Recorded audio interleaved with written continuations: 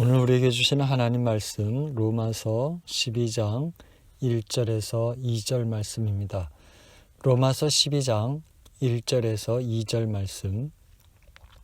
형제자매 여러분, 그러므로 나는 하나님의 자비하심을 힘입어 여러분에게 권합니다. 여러분의 몸을 하나님께서 기뻐하실 거룩한 산 제물로 드리십시오. 이것이 여러분이 드릴 합당한 예배입니다. 여러분은 이 시대의 풍조를 본받지 말고 마음을 새롭게 함으로 변화를 받아서 하나님의 선하시고 기뻐하시고 완전하신 뜻이 무엇인지를 분별하도록 하십시오. 오늘 1절 말씀에 보면 여러분의 몸을 하나님께서 기뻐하실 거룩한 산 제물로 드리라 그러면서 그것이 합당한 예배라고 말씀합니다. 여기서 말하는 몸은요, 우리의 그 육체만 가리키는 것이 아니라 우리 영과 혼과 몸 전체를 말하는 것으로 이해해야 합니다. 다시 말해서 우리 삶을 말하는 것이죠. 근데 여기서 몸으로 드리는 거룩한 산 제사라고 해서요, 이것이 목사나 아니면 선교사처럼 특별한 소명을 받은 사람들에게만 해당되는 말씀은 아니라는 것을 우리는 알아야 하겠습니다. 예를 들면 우리나라에 찾아왔던 선교사들을 생각해 보세요. 오지 중에 오지였던 그 조선 땅에 도착한 수많은 선교사들이요, 풍토병에 목숨을 잃었지요. 또 그들의 자녀들 역시 생명을 잃었습니다. 이런 선교사들과 그들의 가족들은 분명 자기들의 몸을 하나님께 드린 사람들이라고 할 수 있지요. 그런데요, 이런 선교사들과 가족들만 자기 몸을 하나님께 드린 사람이라고 할 수는 없습니다. 왜냐하면요, 선교사들을 지원하고자 시간을 내서 기도하는 사람들이 있었고요, 또 자기가 땀 흘려 벌어들인 그 소중한 돈을 후원금으로 보낸 사람들이 있었기 때문이죠. 이들의 헌신 역시 선교사들처럼 자기 몸을 하나님께 드린 것이지요. 오늘 말씀에서 바울 사도는 이렇게 자기 몸을 산 제물로 드리는 게 합당한 예배라고 말을 합니다. 근데 여기서 생각해야 할 점은요, 산 제물로 드린다는 거예요. 당시 하나님께 제사를 드리려면 동물을 잡아서 이렇게 드렸잖아요. 그런데 바울 사도는 너희 몸을 살아있는 채로 드리라고 말하는 겁니다.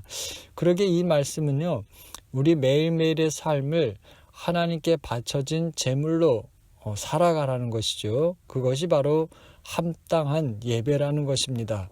우리가 이렇게 우리의 삶 전체를 주님께 드려야 하는 이유는요, 우리 모두가 주님의 은혜로 구원을 얻었기 때문입니다. 구원받은 것은 우리의 어떤 행위 때문이 아니라 그리스도 예수의 그 십자가를 통해 우리에게 주어진 하나님의 은혜잖아요. 우리가 이 십자가 은혜를 안다면 그 은혜에 대해 고마워하고 감사해서 하나님께 마땅한 반응을 보여야 하는 것이죠. 그게 바로 우리의 삶을 하나님께 산 제물로 드리는 것이죠.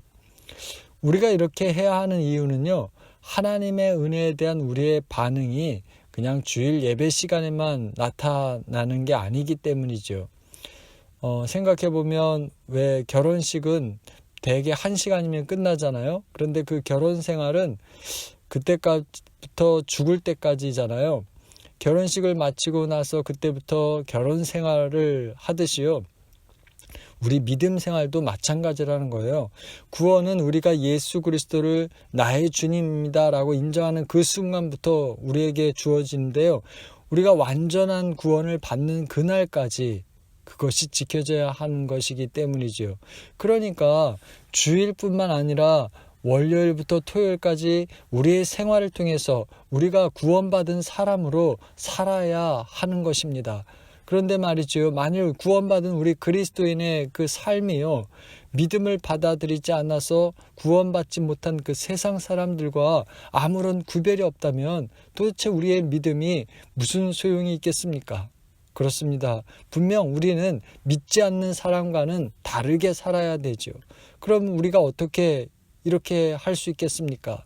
그것은요, 우리 매일매일의 삶이 주님께 산 제물로 드리는 예배가 될 때라는 거예요. 이 대목에서 이런 질문이 생깁니다. 그럼 어떻게 우리 몸을 하나님께 매일 제물로 드릴 수 있을까 하는 것이지요. 여러분은 어떻게 생각하십니까? 로렌스 수사가 쓴 하나님의 인재 연습이란 책에 보면요. 로렌스 수사가 그걸 잘 보여줘요. 그는 매일 일상생활에서 주님을 늘 의식하며 살았습니다. 수도사들을 위해 음식을 준비할 때도요. 그가 또 빨래를 할 때에도 자기가 하는 모든 일들은 다 하나님을 위한 것이라고 생각하고 섬겼어요. 신비하게도 그 로렌스 수사의 얼굴에 주님의 인자함이 묻어 나와서요. 수도원에 사는 모든 사람들이 그를 좋아했고 또 존경했고요. 또 그와 이야기를 나눌 때면 평안함을 얻곤 했다고 해요. 우리 주변에도 이런 사람을 경험해 보았을 것입니다. 예를 들면 어떤 사람만 오면 기분이 안 좋아져요. 그 사람만 있으면 갈등이 시작되고 그 사람만 만나면 모두가 피하고 자리를 뜨는 거예요. 그런데 말이죠. 그 사람만 있으면 왠지 기분이 좋고요. 그 사람과 만나면 즐겁고 또 그 사람과 이야기하면 평안한 겁니다. 여러분, 우리가 이런 사람이 되어야 하지 않겠어요? 어떻게 이럴 수 있겠습니까? 그것은요, 로렌스 수사가 그랬던 것처럼 우리가 하는 그 모든 일을 주님께 하듯이 할 때죠. 그래서 매일매일의 그 사소한 일상도 주님께 드리는 예배로 여기는 것입니다. 이처럼 우리 삶이요, 주님께 드리는 예배가 되어야 하는 이유는 우리가 만일 그렇게 살지 않는다면 우린 죄에 무너지기 쉽기 때문이에요. 열차가 궤도 위를 달리잖아요. 그런데 선로가 망가져 빠지거나 틀어지면요, 열차는 탈선하거나 전복하게 되죠. 이처럼 믿음 생활은요, 믿음의 궤도를 달려가는 열차와 같아요. 만일 선로가 잘못되었는데도 고치지 않고 나아가면 탈선할 거예요. 궤도가 잘못되었는데도 수정하지 않으면요, 큰 사고를 일으킬 것입니다. 우리가 신앙생활 정말 열심히 했는데 믿음 좋다고 여겼는데 그런데요, 마지막 날 도착해 보니까 그곳이 하나님 나라가 아니라고 한다면요, 그것처럼 허무한 일이 어디 있겠습니까? 여러분, 우리가 이런 봉변을 당하지 않으려면 어떻게 해야 하겠습니까? 2절 말씀은 이렇게 말하죠. 여러분은 이 시대의 풍조를 본받지 말고 마음을 새롭게 함으로 변화를 받아서 하나님의 선하시고 기뻐하시고 완전하신 뜻이 무엇인지를 분별하도록 하십시오. 여기서 보면요, 세상 풍조를 본받지 말라 그랬죠. 세상이 원하는 방식대로 따라 살지 말라는 것이죠. 붕어빵 드셔보셨죠? 붕어빵 틀에 밀가루 반죽을 부으면요, 붕어빵이 나오잖아요. 왜냐하면 붕어 모양의 틀에 넣어서 구웠기 때문이죠. 세상도요, 우리를 이렇게 자기 마음대로 하려고 하는 것이죠.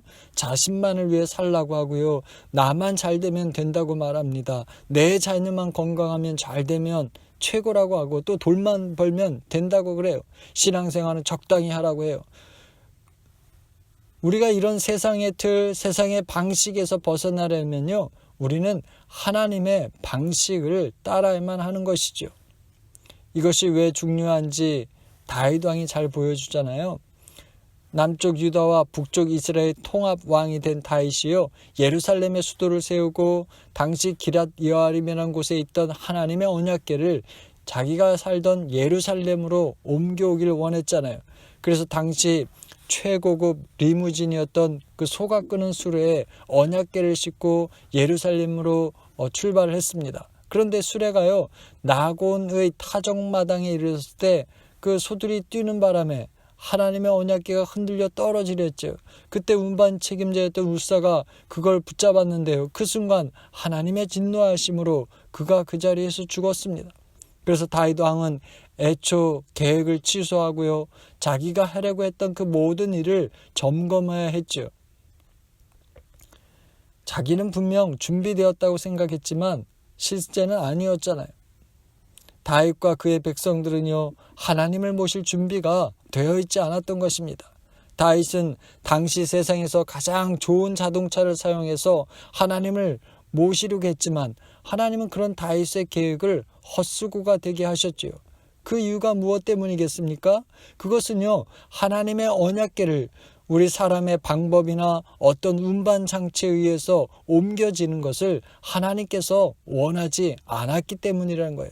다시 말해서 하나님은요, 하나님의 은혜가 우리 사람이 만들어내는 어떤 프로그램 안에 담으려는 것을 원치 않으신다는 거예요.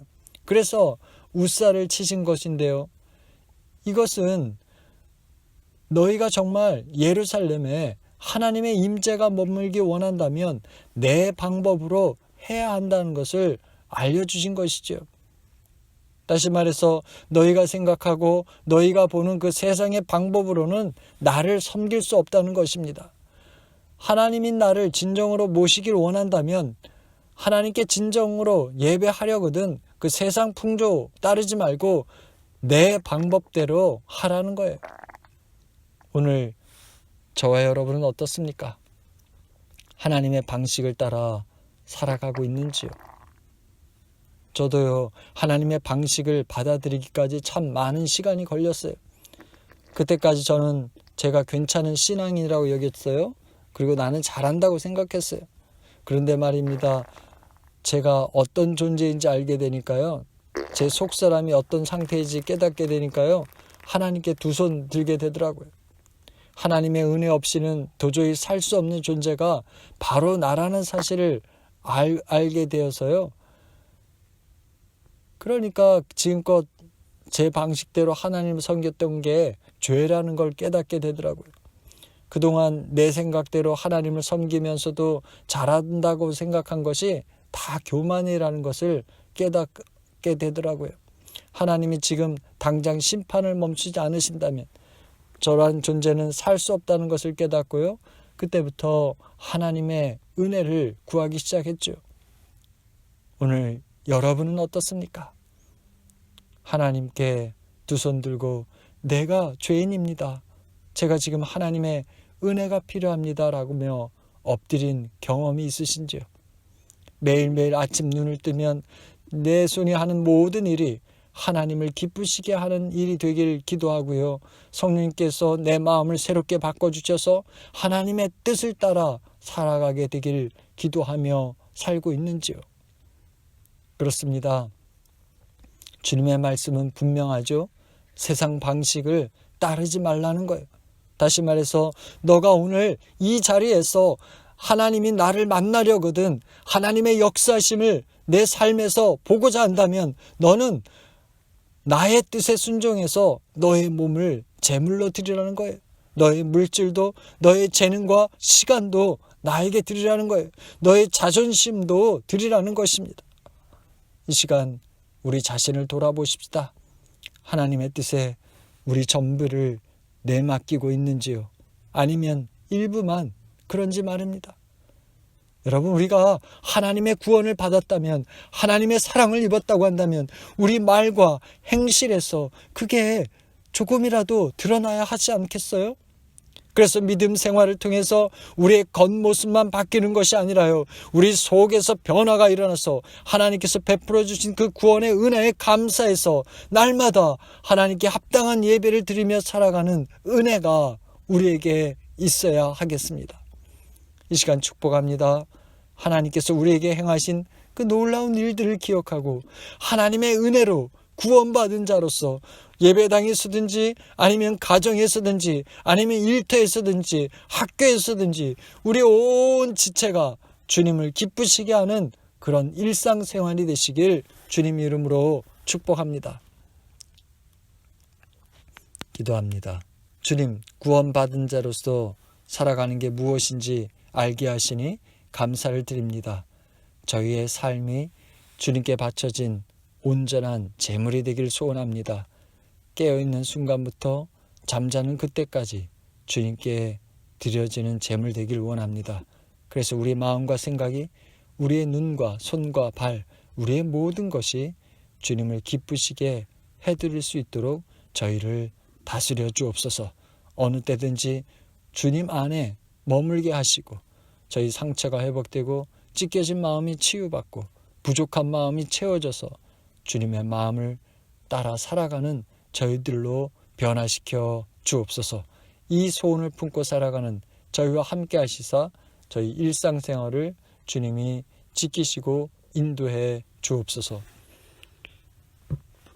주님, 코비드-19으로 고통 중에 있는 저희를 불쌍히 여기시고 은혜를 베풀어 주옵소서. 병에 걸려 고통 중에 있는 이들을 돌보시고 또 목숨을 걸고 일하는 이들을 지켜 주옵소서. 이 모든 말씀 예수님 이름으로 올려드립니다.